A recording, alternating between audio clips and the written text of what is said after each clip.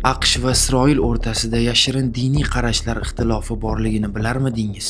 Va diniy omillar davlatlar siyosiy munosabatlariga qanchalik ta'sir qiladi? Keling xulosani video oxiriga qoldiramiz. Tashqi ko'rinishdan eng yaqin ittifoqchilar, ammo parda ortida ikki xil dunyo qarash to'qnashuvi ketmoqda. Amerika aksariyat protestant xristianlardan iborat jamiyat. Isroilning mafkurasi esa xristianlik e'tiqodidan tubdan farq qiladi va ba'zi ijtimoiy diniy masalalarda u bilan to'qnash keladi. Va bu ziddiyat Amerika ichida katta savollarni tug'dirmoqda. Masalan, yaqinda bo'lib o'tgan yig'ilishda oddiy talaba AQSh vitse-prezidenti JD Vance'ga savol bilan yuzlandi. Savol shunday edi: nega biz e'tiqodimizga va Iso Masihga qarshi bo'lgan tizimni o'z manfaatlarimizdan ustun qo'yib, ularga milliardlab dollar beryapmiz? Vance'ning javobi qat'iy bo'ldi. Isroil AQSh uchun mintaqadagi asosiy qalqon. Uning mavjudligi Eronni jilovlash va Amerika milliy xavfsizligini ta'mirlash uchun zarur. Diniy qarashlar esa bu yerda ikkinchi darajali masala. Xulosa bitta: